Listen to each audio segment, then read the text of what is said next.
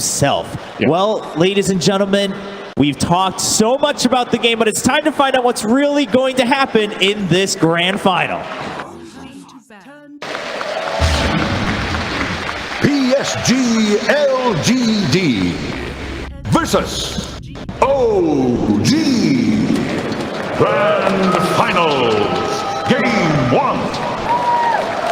Best of 5. We kick it off with Game 1. OG battling all the way through the upper bracket, defying all odds and all predictions as they awaited their opponent, and it's none other than a rematch against PSG.LGD. The draft for the first game going underway, and we'll find out what have these two teams prepared both against each other and for all of us to see. Game number 1, OG, as we've been taking a look at their booth, they've just seemed like themselves as they have every other game. Perhaps a little bit more nerves, but keeping each other company.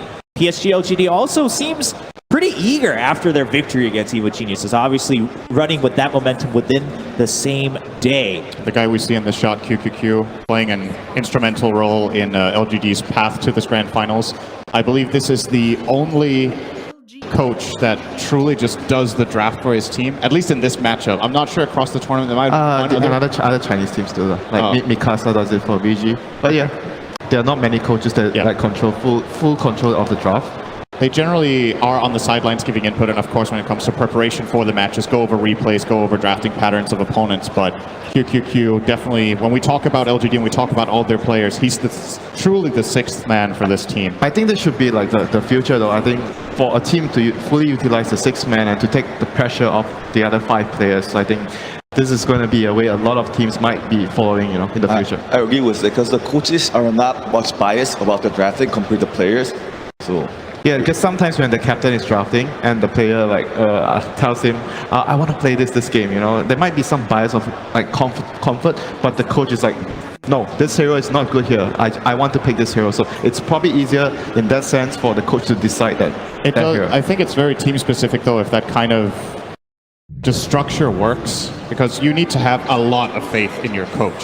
In order to just full-on give them complete power over the draft, you need to feel like, okay, even if your coach isn't playing at the same level you are, isn't playing as much every day, that they understand the game as well as you do. And I think that's something pretty unique right now to the Chinese scene, where they give more credit to the coaches in that drafting position. Or maybe that's saying it the wrong way. Maybe both teams give even credit to their coaches, but they just utilize them in a different way. So at least for the first game, I feel like they're still sticking to the ideas they had in the upper bracket final, where they're focusing a lot of the bans against No Tail, and then on the OG side, they're not really afraid against playing Enchantress. But one of the heroes they liked playing against Enchantress was the Silencer, and it's been banned out.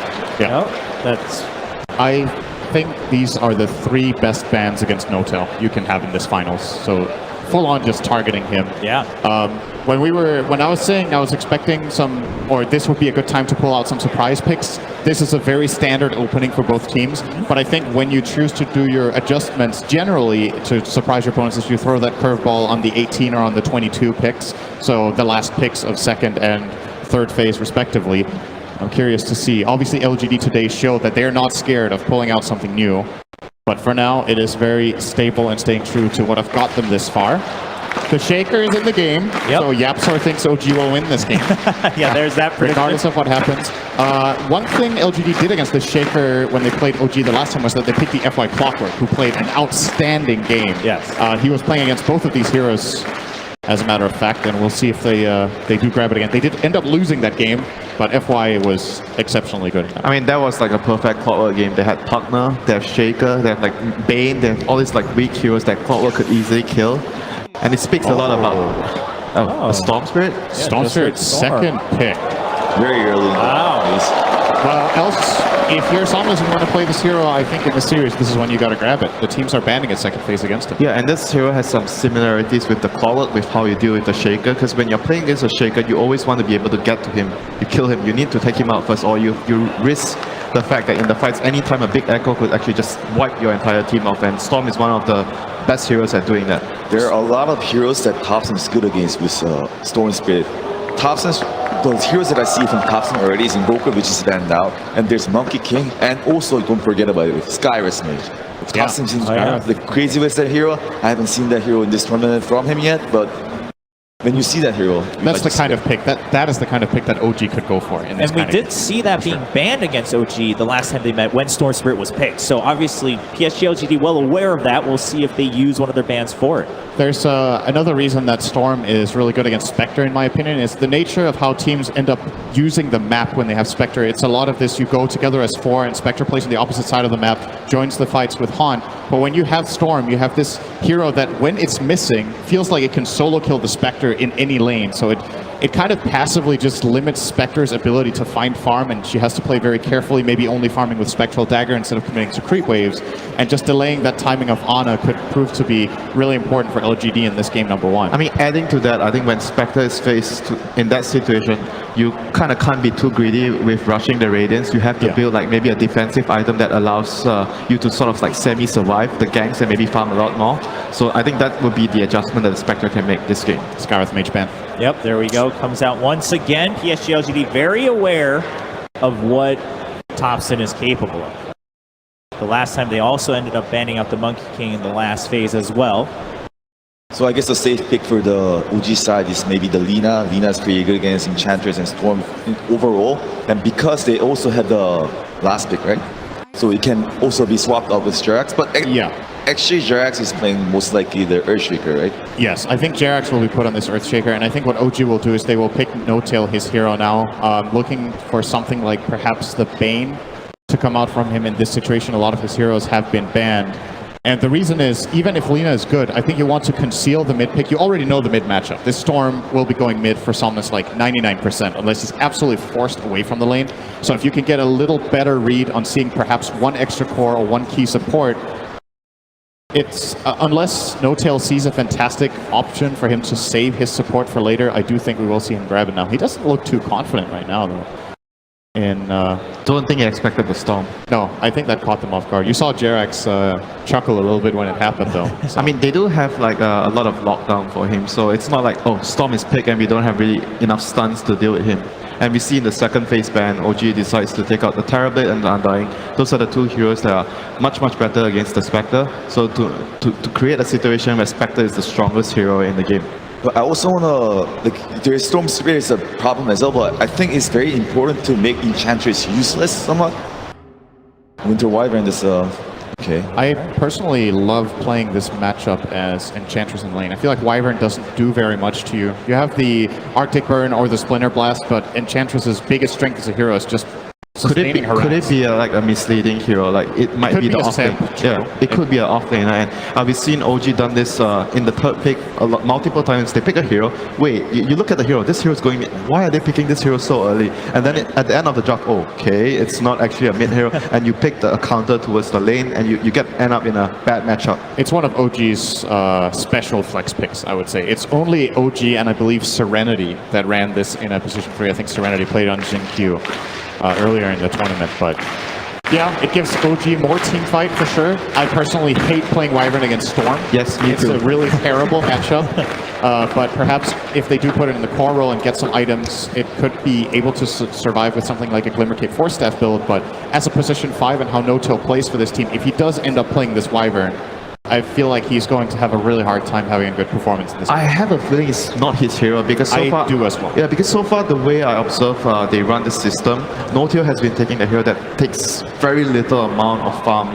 So I don't think he will be on the Wyvern, but obviously it's still quite open for that in the draft. For me, at the same time, I kind of like the Winter Wyvern against the Storm because it is a lockdown, and then you have a follow-up stun with the Earthshaker where you can lock down the Storm Spirit and then the sense, and then of course, Winter Wyvern is very bad against Enchantress because the pure damage goes through him, but... There we go. Oh, wow. Okay, so not leaving it to be banned in the last phase, securing that.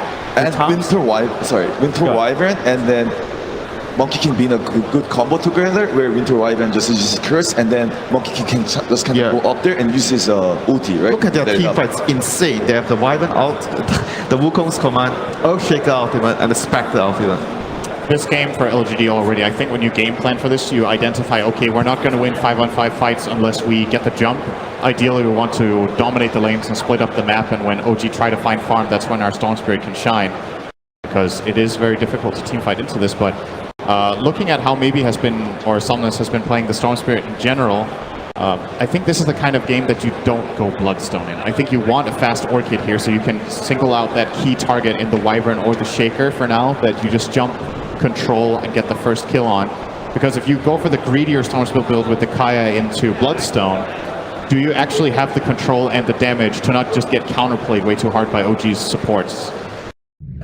Yeah, I agree. I think they have to kind of like play more conservative. They have to try to, you know, buy items that will allow them to create space to drag the game. That's what they want as a Storm. So this Elder Titan is going to buff up a lot of the magic damage that the Storm and CM is going to be doing. It does give them some sort of like team fight.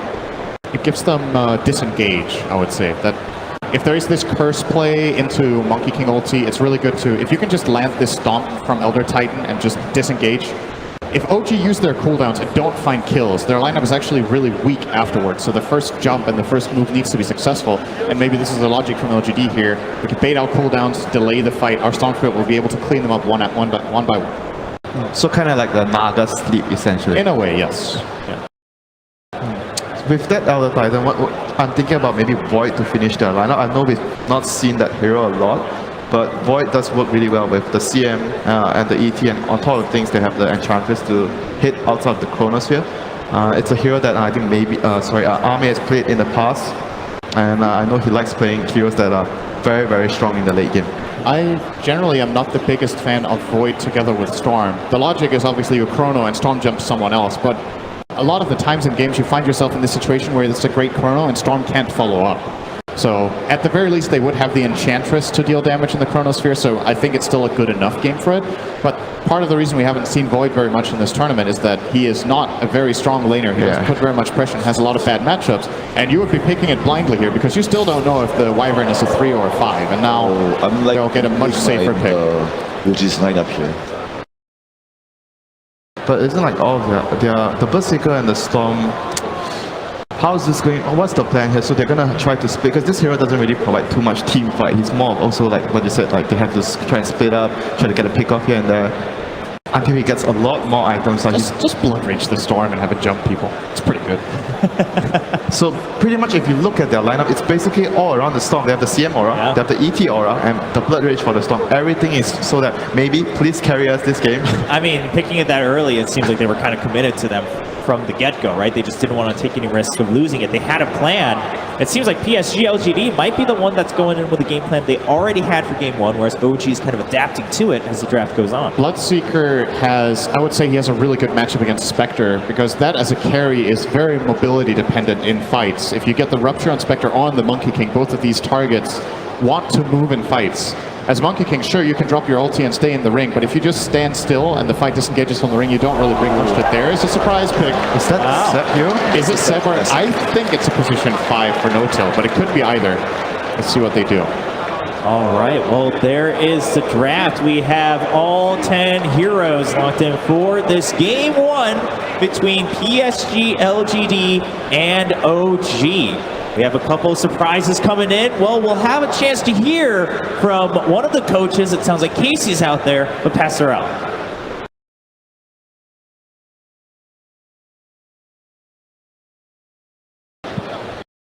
I found him. All right, you got your pick? Yeah, there are 4 this time. 4 this time? Yeah, yes, I wanted one, but he didn't want in the boot, so he tricked me. You've been tricked. Yeah, well, he's going to use it later. It's okay. So the draft is fine. I mean, the team is happy with what we picked. I have no story today because I slept like a few hours. Well, you've been preparing for a little something we call the grand final, so yeah. Not because of that. I mean, the last 2 days were like filled with emotions and weird feelings, you know. And we tried to sleep, but at least me and Johan, I know for sure because we're in the same room. And it's hard, you know, you try to go to sleep and you just can't, and then it's morning, and then you have to play to do stuff, yeah. Are you feeling pretty confident based on the draft we just saw? Yeah. I'm very confident when all the players like agree on the draft and they're like happy, because it's like it's about teamwork, and even if, let's just say we are a little bit out-drafted, it doesn't matter that much, because we showed like many times that we can come back if we are like chill, we do the proper plays. Seb is like making all the team be okay, not to go like emotional and stuff. So yeah, I am confident in them. Good luck. Thanks a lot. We'll see. Ladies and gentlemen, both teams are ready for the match. And to bring you the grand finals, it's Oni Pixel, Fog, and Ben Merlini.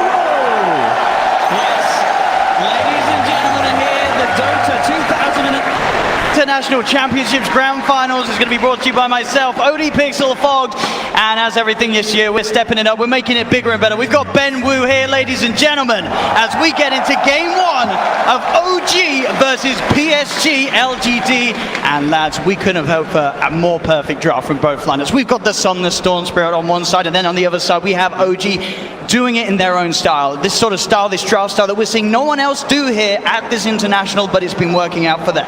I'm just happy we have some nice late game drafts that could potentially play out, right? We've got the Storm Spirit on Somnus that can go super late. We've got the Spectre as well.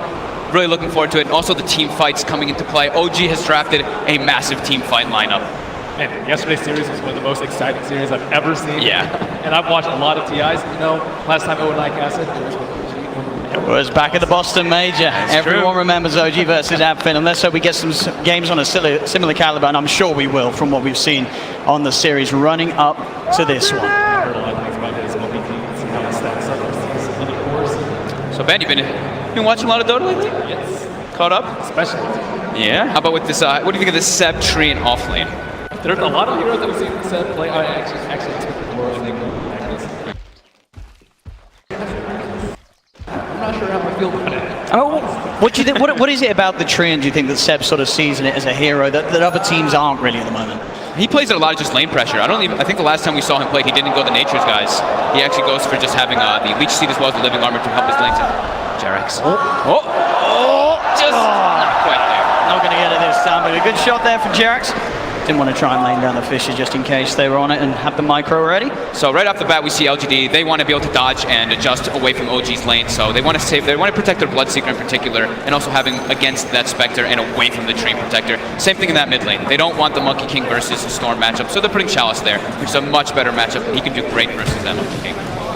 It'll be interesting how well Thompson plays it. As you could imagine, this hero that we know, he plays in all his pubs. He's been bringing it out here time and time again at the International. You can imagine he's probably played his fair share of matchups, so he should be used to the Enchantress, and we'll see how well he can do here, as he has had some incredible games recently on the last couple of days here at the International. Yeah, Monkey King's not the most super popular in the mid lane, but Thompson, you know, he plays all those weird ones, and he plays them just to the point where you can pick it despite it not being top tier. Yeah. Hero that we have not seen win a whole lot though, right Owen? I think me and you saw at least 2 or 3 that did not have a good game. It feels, it's one of those heroes that can absolutely sort of crush the mid game, get this insane amount of kills, and indeed they're going for the kill. He's blocked in by Jerax's Vicious. Somnus trying to lay down the remnants. Seb's got to be careful. Has to step away to make sure he doesn't get caught out by the Stomp. Pretty scary lane for OG up here. The Earthshaker's well trained, just these 2 melee heroes versus Elder Titan and Storm. They love playing versus melees. If you get into range, you just can get stomped up, and also, of course, that static remnant damage. The Dream Protector might force these cores on LGD to go something different though. The root against the Enchantress and the Storm Spirit, you don't really want to build Yules for any sort of dispel, but you might have to versus double root. Yeah, that's a good point. I've seen like Somnus, I'm pretty sure I've seen him do the Kaya into Yules build from time to time, but it's pretty rare. It depends on really that matchup. Yeah, I know the panel was talking about him rushing early Orchid, but it might be very dangerous doing that. Yeah. We can certainly expect to see it sort of play a little differently, as we say, being in the safe lane rather than the mid lane. Something that we have seen a few of the Chinese teams start to do this, TI. I really like Sin's point that he was bringing up on the panel, how he was saying, like, you look at OG's draft and it's a lot about just that wombo combo. If LGD are able to disengage once they get to that point, I think it's going to be really important for them in the mid game. It's like if they throw all their ultis out and LGD just walks out of it, then all of, like, majority of OG's damage is kind of committed forward there. Do you think a lot of pressure's on this Elder Titan to break up that team fight combo that OG has? Yeah, definitely, because they also have some good combo synergy that can come out too. If they do live that, they have like this damage that can just build up more and more. Because Storm Spirit, if you don't get caught in that initial combo, you can take out all these heroes. You're relying so much on the Earthshaker as well as Dream Protector controlling that Storm. Well, so far looking at all the lanes, no one really falling behind. Seb's at the bottom of the CS, but still the big one, certainly that mid lane. As we were saying, you'd expect the Ench to maybe come out on top, but I think this is just Thompson showing us how well he can play the Monkey King in a variety of matchups, as he's leading the CS by quite a bit at the moment in that 1v1 mid. Yeah. Haven't seen how much he's spent on salves yet though. certainly getting harassed much more than Chad is. It's fairly even in net worth, yeah, so he has been bringing out a couple extras, but he's also getting benefited from the living armor. So like we were saying, Seb on the stream protector doesn't go to nature's guys, he helps on top, and connects. They've got the setup, they've got the remnants down, and LGD looking for first blood, they'll find it. FY cleans it up. I'll turn towards Jerry's, giving him a quick push as he has to back away. Bottom lane at the same time, Ame trying to chase down Big Daddy. He gets the cold embrace off with the use of that mango. Anna starting to punch into Ame, forcing the Bloodseeker back. Nova with the Nova, can he find it here? Big Daddy No-Tail goes down. Can Anna get the trade? Chasing down the CMX. Nova, is he speeding up? He's running, but the dagger's back up. Anna will find the trade. As he get the 1-for-1 down on the bottom lane. Of course, Anna getting that kill. 17 for 3 at the moment on the Spectre. He's certainly struggling a little bit, but he's still getting a fair bit out of that bottom lane. He's having to spend extra on regen too. But on both sides there, it's a lot of a spam matchup down in bottom. They have the Wyvern as well versus that CM. So just constant harassment with spells. That's definitely where we're sort of seeing that slight 1k advantage for LGD, as you say. It's the expenditure of the cores of OG on that early regen. So do you need to build any items on the Enchantress to deal with the crit from the Monkey King? Like she doesn't have that much armor, and that Jingu is going to hurt really bad. I've seen a lot of Enchantresses get almost 2-shot by Monkey Kings if they're able to build up the stacks. Yeah, that's a good point. The killer gives you a tiny little bit, but I think maybe we could see something just maybe like a medallion, maybe some casual just armor item like that. I feel like sometimes when we see that matchup like down the line, obviously in the later stages of the game, we can expect like a Neon Disc to come out in the Enchantress perhaps. Maybe even on a few of these heroes to sort of help protect them against that huge physical burst that Thompson's going to have later on. I think one of the important things for the Enchantress is, I mean, it's an item that you tend to get a lot in the Ench, but versus Monkey King, it's like the best, the Hurricane Pike, because you can actually mess with his interaction with his ulti a lot and just keep that distance away. So it might be some type of item rush like that just to keep that distance.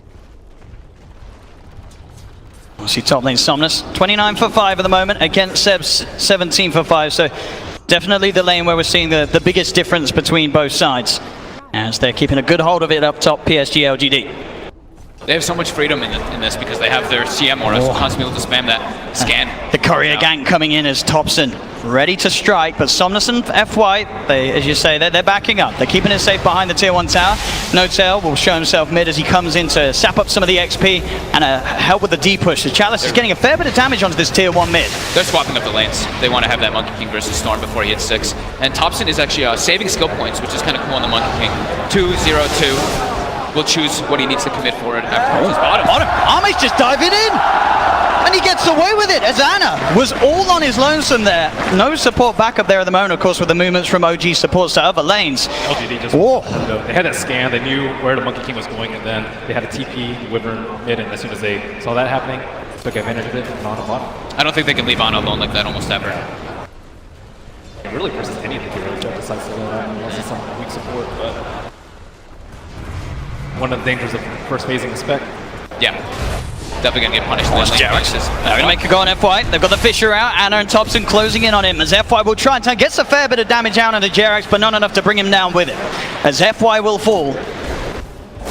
And still overall, PSG/LGD just having that sort of lane control across the map, that a little bit stronger as they lead 2k mid lane. Sure, Seb's trying his best to keep this tower alive, but each siege is going lower and lower. Top lane, Thompson gets in, is able to punish Somnus. Gets the burst out onto the Storm Spirit. We have the rupture onto Anna. Anna getting himself away from the tower, but Ame is there ready to chase down and will find Anna in return. Great read by Ame. You already knew that. And Chalice. Wow. That sort of movement from the middle lane to the top lane from Thompson, sure, it did find the kill on Somnus at the end of the day, but it's really opened up that middle for Chalice, as we're seeing as Thompson. He has got the Jingu Mastery stacked up, jumps down, the Fisher's there, he's got the lifesteal, but it's not enough. Ame with the blood right, bursts down Thompson, but still back up to hell. They're trying so hard to keep this mid tower alive. They just keep rotating heroes in to make sure that they can keep the living armor going on it, but Chalice really trying to press the issue.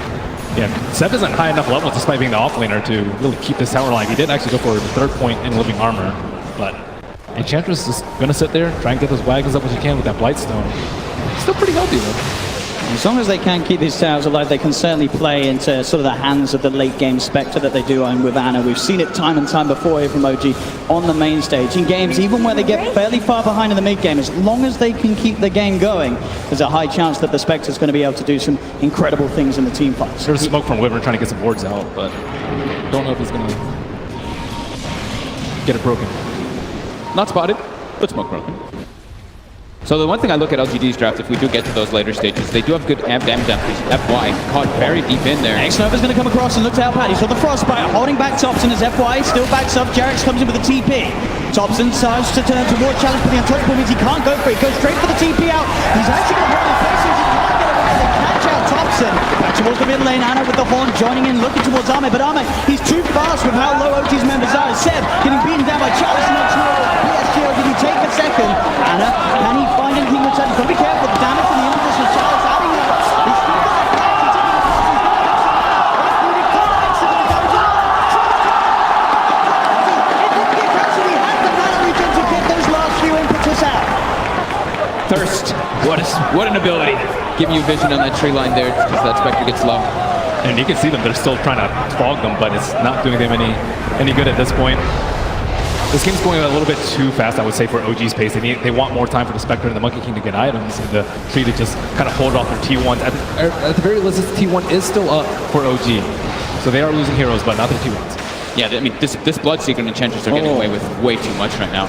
The Storm, sure, getting shut down a little bit, but those other two are a big problem right now for OG. How are we doing on levels? So we do have a couple level 6s coming online. Pretty much almost all of OG except for Jarex, while on the side of LGD, they do have two level 5s in their support still. We're going to see for those rotations coming out with all those ults. Nice. Seb will be going for the medium now. Oh man. Looking to set up onto Seb. Leads in with the rupture. Seb. Here's the trees he goes. Still pretty high on health at the moment. FY gets the Echo Stomp out. The ult from Seb being used to hold back Ame temporarily. And this is buying time for the rest of OG's coming. They have No Tail from the side. Chalice with the Image trying to finish off Seb. The Winter's Curse will hold back the two of them. So No Tail makes sure that Seb can get back to safety. And get away from this reaction from LGD. That's two full defensive ultis used by OG though to protect themselves. Is top pressure on Anna. The wraparound from X-Nova. He's got the Frostbite onto Anna. Cancel the suffer of the damage. He's bottle charging up, so he has that extra bit of mana for that extra bit of just enough fuel in the tank to take down Anna. Again, Anna sort of being caught out in these situations where OG supports her elsewhere. Bottom lane FY goes with the stomp, but Ame's backing off. He knows Jarex is in. Jarex leading with the Fisher. Thompson looking to chase him up with the Primal Spring. He's got the Boundless Strike down. Is it enough control to allow the rest of the team to come through? Bloodbright from Ame trying to push OG away from chasing for the kill, and he'll be successful as OG back off. Ame will stay safe. LGD is heavily outmaneuvering OG right now. They're splitting them up all over the place. They're making plays on each of the lanes, so it's forcing OG to react, and then it's making Ana very weak in this laning phase, unable to really find a place for him to actually catch back up. I do think No Tail has been doing a really good job of being in the right place at the right time to stall these pushes, make sure the T1s don't take that much damage. Yeah, they're still giving him a few kills down there, but I think it could be a lot worse if he were just a few seconds later to each of these engagements. It's a bit of a Rassay onto Chalice, unlikely. Between the two of these heroes, they have the damage to bring him down at the moment, especially with X-Nova around. Jarex has got to be careful. Takes a bit of heavy damage there from the impetus. Does also have Seb in the tree line. They're going to try and set up, but they're walking with the Echo Stomp. Do they have the burst? Anna comes in with the Spectral Dagger. Is it enough though? Chalice, he's got the untouchable. Is he going to survive? He's in with the ult. They get the kill. X-Nova, that was going to be cancelled straight away by Jarex with the Fisher. X-Nova tries to TP out, but OG, they'll set up for the double kill. They get the kills in the mid lane. And Toxin gets a kill down bottom on the Elder Titan. And that lead that LGD had, it's been knocked down by a couple of thousand here. Just a 3k advantage for PSG.LGD now after that fight. Chalice feeling himself just a little bit too much there, right? Just walking into it looked like he was going to get away. I mean, they did commit pretty heavily for that. Definitely worth it at this point. Look at that money. Somnus cleaning up a hefty stack here that's going to give him a big jump towards that Kaya. They've been using that stack actually with FY, you know, the Elder Titan that we talk about so much. That's how you really enable that hero in the laning phase, to stack up that hard camp, use it for your spirit, and they have the Storm to farm it. Thompson's been doing a pretty good job of keeping it in the network too, because he's kind of the one that has to run around and make a little bit of space for the Spectre so he can hunt and get some kills, but he's still number 2. And he's very close to having the full Echo Saber done, so he's going to almost be sort of guaranteed to get up the Jingu Mastery stacks in each of the fights and get that burst heal off with the Boundless Strike. I think that's just like the best build that you can go now in the Monkey King. So you can just get involved all the time. All the other builds we've seen, the Battle Fury, it's very slow. I mean, that's not the meta at the moment. Especially when you have a Spectre. Yeah, especially with that. So they can chill for a little bit, wait for their ultimates to come up. I would say OG are way more ultimate based, so you know you want to fight in those 2-minute rotations and just use Winter Wyvern and your Treant to stall out those T1s until those ultimates are up. And if they don't want to fight, you're okay with farming because I think you have the better late game right now. Tier 1 mid, pretty much back up to full. The power of the Treant Protector. That is, I mean, that was down to like 100 HP at one point from that 5-minute wave. They threw it out of bodies. Yeah. Worth it. Definitely worth it. That tower is, we say, like the most important tower to defend, especially when you're playing with the Spectre lineup, so you can farm your jungle, have access. PSG.LGD wanting to make a move up here. They'll scan out in the trees. They know that No-Tail's in. But he's one of the trickier kills to get with the Arctic Burners. He just starts to retreat. Nova looking to come across. But he's already backed by the Tier 2 tower. No-Tail will be fine as PSG.LGD desperate to sort of make a play around here as they have those 3 observer wards down. You do see him actually as No-Tail sort of comes back in actually as the Arctic Burn ends. They're still very hesitant though. The Winter's Curse out on the side. Jerax, can he set up onto FY? He's got the Enchant Totem. Chalice is coming in though. OG have to be careful as the impetus start flying out towards the Earthshaker. Jerax taking a lot of damage here. They try with the Earth Splitter, but it won't quite catch him. The heal there from No-Tail with the Cold Embrace, keeping Jerax safe as well. They're just trying to stall these towers as long as possible. But on a bottom. Somnos with a zip in, they find him. Burst down the Spectre before he's able to TP away. At the same time, OG want to make a play down top. They know that they went for the play down bottom PSG.LGD, so OG want to punish this. They jump forward, boundless strike, Echo Slam on top of the Enchantress, but Chalice's healing is not enough. The Wukong's command finishes it. He can't out-heal that amount of damage. Arme has turned up to the fight. On the side, Thompson cleans up a second. Double kill for the Monkey King as he finds X-Nova on the Crystal Maiden. They have surprisingly good catch on the side of OG. I wasn't able to expect them to get that many kills, but they're really good at setting up with the Wukong's command. Long tip. Somnus, in he goes onto Jerax. The Cold Embrace there from No-Tail though. Thompson with the boundless strike, holding back Somnus. They've got the Enchant Totem. They've got good control for the sleep from FY. Stops him from getting the Kicking Box. He tags up Somnus to the side, looks to Jerax. The fish is down, but No-Tail sort of blocked him with FY. They're still going to just have Somnus went too deep. He gets punished. The horn play from Anna finding one, maybe even more. It's FY. He's been surrounded. The Stomp, sleep onto 2. Seb's coming in as well though, so FY. He'll have to retreat. PSG.LGD can't take this fight for now. Chalice, well maybe they can. Chalice has turned up as well on the Enchantress. The Seb ult, holding the 2 of them back. Anna and Jerax backing away. Seb, he's being looked at by Arme and Chalice. He'll go for the TP out in the pit. He'll be safe. And they can't cancel this. They get out. PSG.LGD still maintaining the lead. They're trying to chase down Anna. And they've got it. They didn't expect the CM to be there, OG. He was actually on a warding expedition and just comes around from the back. All right, they see the line was joined instantly by Jerax. He's like, wait, what the hell is CM doing there? Perfect position indeed for X-Nova to find himself in. Thompson build-wise going for the Maelstrom next, helping him keep up with the farm that, as we've said earlier, a good job at keeping up with the pace of Somnus and Arme. So they're unable to kind of kill the Monkey King and the Spectre. They just generally get one or the other in these fights. It looks like Thompson is getting there. He's trying to get the life steal up. He does get it. Can he find the connection? Somnus is actually out of mana. Thompson walks out of range off the stop. He's turning to Somnus. One more hit will do, but he can't quite get in range. FY's there with the block off. As Thompson won't find the kill onto the storm. He may find FY. He's got the boundless strike up in 5 seconds. Into the tree he goes. Arme is TPing in. Thompson, he's in. He's going with a boundless strike. The Wukong's the back of a Jerax with the vision. They're onto Arme. Arme's gone. Thompson with the tree play as Jerax is still there looking to do X-Nova. Chalice is coming with the impetus. Thompson in trouble. He's been silenced. He's been surrounded. Somnus sips in with the vortex. The Winter's Curse is there. Surely they can't keep Thompson alive. They can't. Thompson will fall. Somnus sipping for more. He's got his eyes on No-Tail. No-Tail tries with the Cold Embrace, but the remnant magical damage is there. PSG.LGD get the 2 of them at the end of the day. They're responding so quickly. They know that OG's draft is just very ulti dependent. They're just keeping the moves going. As soon as those ultis come out, they don't care. They just bring more and more numbers because they know that Ana doesn't want to get involved in too many of these fights. If he doesn't have Haunt up, there's no way he's going to come. So I think Thompson made way more out of the situation than he could have. Almost killed Mamie. And still, he got a core kill at the end of the day. He did. And they've got the blink on the Earthshaker now, So that sort of combos we saw that was already pretty impressive with Jerax just being able to offer the lockdown of the Fissure from outside the Wukong's command. Now he can actually get in there, offer that increased amount of chain stun that will allow time for the Wukong's command and Thompson as the Monkey King to get his damage out in the team fights. My slight concern for OG is that they don't have these 3 cores that are farming. Because you see the Treant Protector, he's actually almost same net worth as the other Titan. So it's going to be like Jerax who has to really pull it up and just get a little bit more of that gold for his team. They're really dependent on Spectre. Seen the full strength of their team fight though. They have the root and the Wukong's command. If both of those come out when he has some stacks up, it's going to be really nasty for LGD before they get their BKBs. And they have good ways to set it up, right? They have the Winter's Curse and the Treant ulti, so. Right now it's usually 4 of them fighting, 1 of them farming, and then someone else dies and kind of repeat, but sooner or later they're going to have to move up. Well, they're hunting for Ana. X-Nova goes for the vision, Somnus zips in, the horn will be popped, Ana's out of there. He's jumped over towards the mid lane, but Chalice is there, as well as Arme. The rupture, the impetus, a boundless strike comes out, but it won't save him for the blood right. Arme gets the kill on the Spectre. Ana down for 30 seconds. OG still hovering around that middle lane. Ana's been incredibly good at finding farm inspectors throughout this tournament, but this game, LGD are even better at shutting Chariot. down. Yeah. He's looking for the setup opportunity. As you drop, Echo, Fisher, bam! They get Chalice, he's out of the picture. There's the Blink Dagger reveal from Jerax, and he gets a big core kill. Yeah, Chalice has been the punching bag for LGD, but at the same time, Storm, what is he going for? Orchid? He's going for the Orchid after Kaya.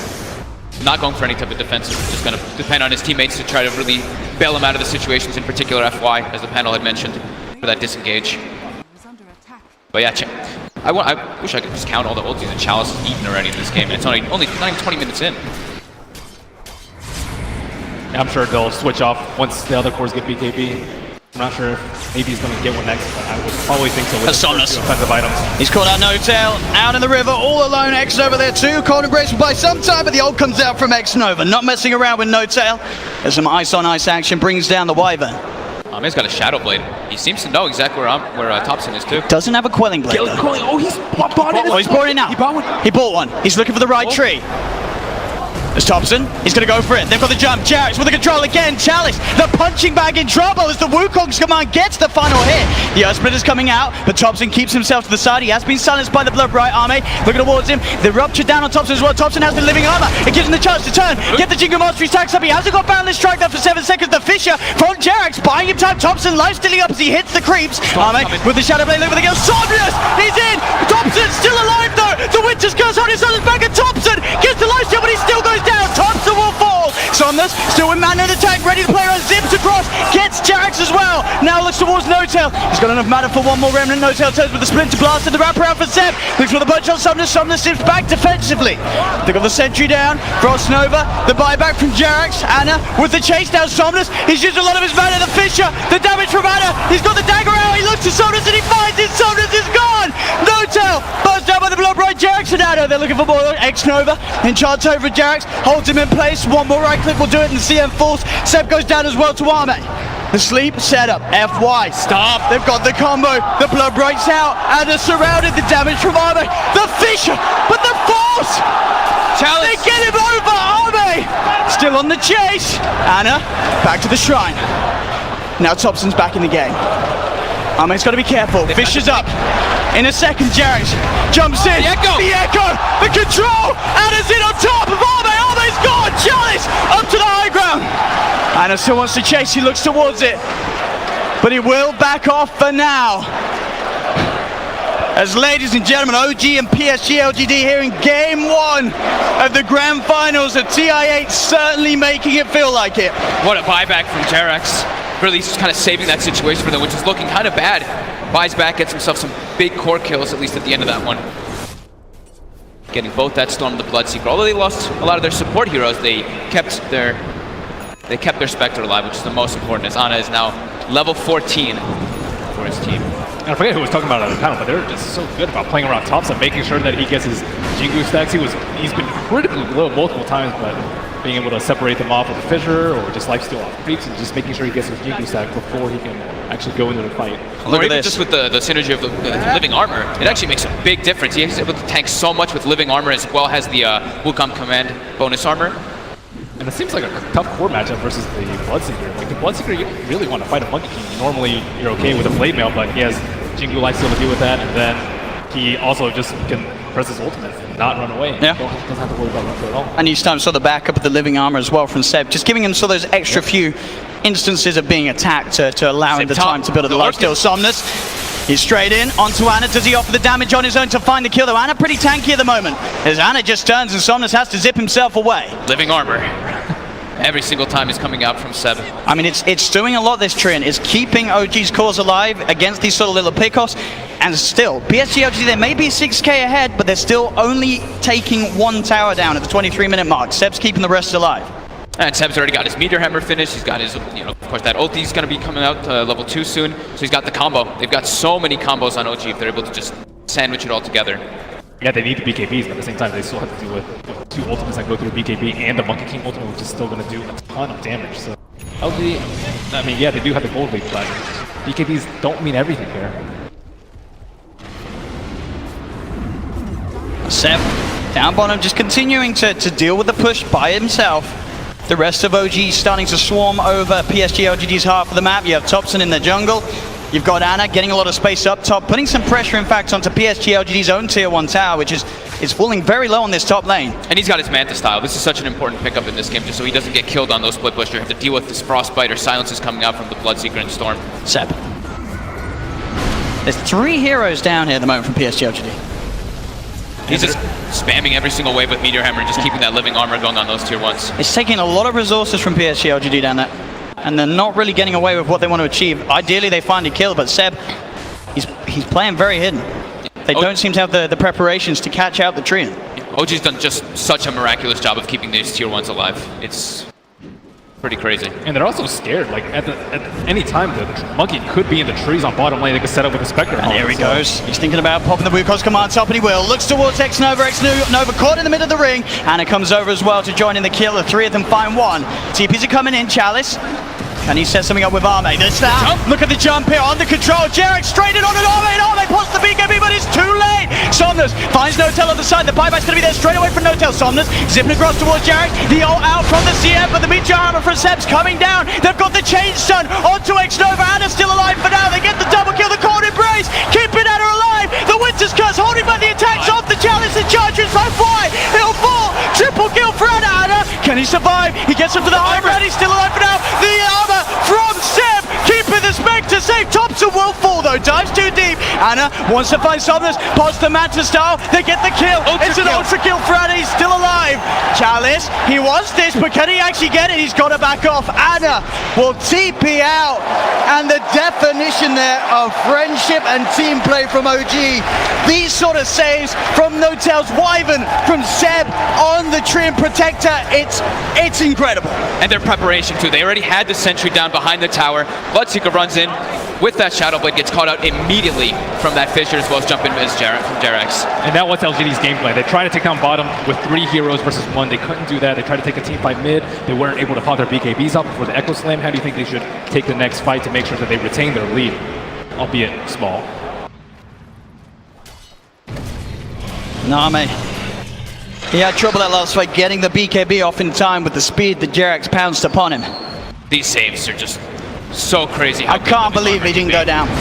The BKB even went off too, so it ticks down to 9 seconds now, but these saves just back and forth, be it from the cold embraces, even the curse to protect him in come-up situations. That right there, the overgrowth. Look at Ana.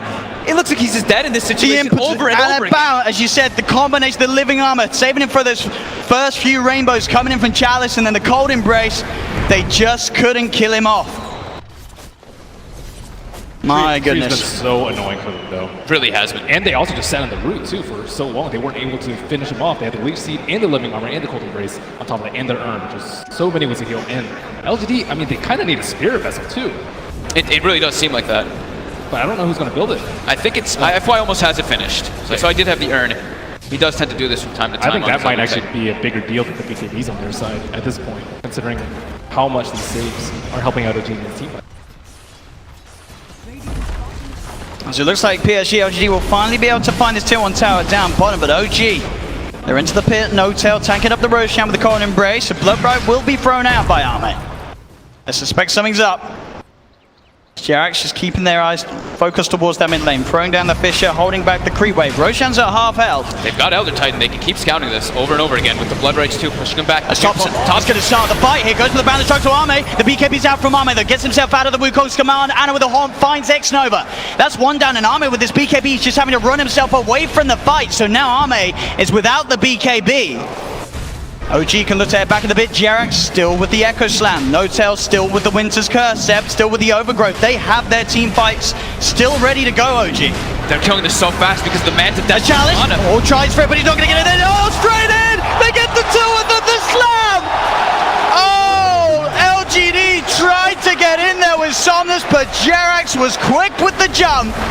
That was an impossible jump. They even had the Meteor Hammer queued up for when it was about to die, so maybe they get the kill, but I don't think they get the Aegis, and they definitely don't get away with their lives. They have everything. Like, OG still had all their ultis ready. And Thompson, he's hunting for more. He knows that Arme doesn't have BKB for 20 seconds. He's got the dust, he's got the preparation. Jax is in with the fish, they have the control. The enchant totem, Arme's gone! Not satisfied with just a Roshan. Thompson quick to hunt for more, getting that kill on Arme. Arme's out of the game for a full minute and he has not got buyback.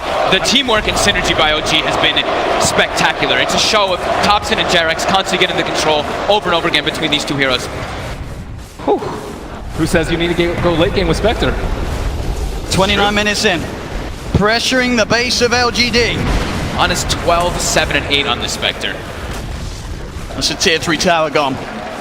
They're onto the barracks. Somnus holding on to his buyback. He'll be back up in 5 seconds. FY trying to set something up. Does find the sleep onto the two. Then the cold embrace can be prematurely put down onto the Monkey King. They have the Earth Spirit out to do it. Somnus zips in. The burst. He just rips the Monkey King apart. Can he find more? No, he's getting changed. So Jarex with the control, but he gets back out. Somnus will survive just for now. The jump. They've got the impetus down. Jarex in again with the enchant totem X over. Very low challenge with the play. Looking for Anna with the cold embrace. Keeping Anna safe with the help. Somnus zips in. He wants Anna with a glimmer cape. Keeping Anna alive. OG just saving one another and getting away with his pushes until now. Arme, he'll come in with the TP. He's looking to hunt down Anna. Anna has the living armor. Goes for the TP out. He's going to make it. There's no way that Arme can cancel that as Anna gets out of there. Again, the Winter's Curse from Notel being used to hold back the disablers of LGD. Notel, he will pay with his life, but he did his job. He got Anna out of there.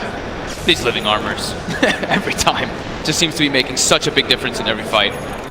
There's not enough damage also coming out throughout the cold embrace. Thought the impetus would be enough, but with that alone. The hero creep. Slowly but surely doing it. It's not doing Actually, he's not doing it. He's doing less damage than the regen. He's doing a little bit more damage in the regen, but it's going to take a long time. The creeps will spawn, and goodbye, hero creep. Oh, X Nova. Looking to get some information as he goes in deep with the Invis rune. OG, they're sending a mid. Again, their ults are up. They've got the Wukong's command. They've got the slam. They've got the horn. 4 siege creeps in the mid lane. He's got to run them away. But that's their first hour push, and they still haven't done any damage to this full HP. Well, this could be really big for the future setups too. OG actually still has a base that LGD does not know about. And they've still got that Aegis on Anna, of course, with that save play being made. They can certainly look to try and push again. 5 seconds until Notel's back in the game on the Winter Wyvern. Killing the Spectre is seeming to be almost impossible now for LGD. Once he gets a heart on top of this too, he's got the 500 health talent from level 20. I don't know how they bring this man down. They're going to have to use everything onto the Spectre, and it's going to give so much freedom for Thompson in the fights, as well as Jarex. Haven't really been feeling the impact of this Bloodseeker, dude. He was doing pretty well in the first 10 minutes, especially with the thirst, but I mean, he has BKB and he's still useless. He's number 2 on net worth, but he feels like he's like number 6. He can't get into the fights, right? Like versus Monkey King, versus the Winter Wyvern, versus the Earthshaker as well. There's just too many things for him to actually deal with on this Bloodseeker. And Somnus zips in, trying to clean out the creeps, but the creeps are going to be able to keep themselves alive for now. They'll jump in. Thompson with the BKB that goes by the Fisher on top of Chalice. Chalice is gone for 70 seconds, and he went full in on the Aghanim's purchase. He does not have money for buyback. Zipping from Somnus, looking to get himself on top of the Spectre. Can he finish up this kill? The Anna, he's going to be kept alive. The Urnhill, he's fine. The Winter's Curse holding back Somnus. The dagger's out onto Somnus. Somnus has to zip back towards the base. Arme tries to go forward, but Jarex in with the counterplay, jumps in, echoes out. The barrel is strike for Thompson. They take down Arme. Arme buys back, but the melee racks, they're already taken down in this middle lane by OG. They've got the FY sleep set up into the blood right. Anna with the Manta style, he's fine. More than fine as he gets out. Will start to be healed up by that urn. Still has the Aegis. As OG now with a 5k lead and a melee racks up. And add a heart now to that Aegis. Oh yeah. They do not have enough damage because they have to build these defensive items.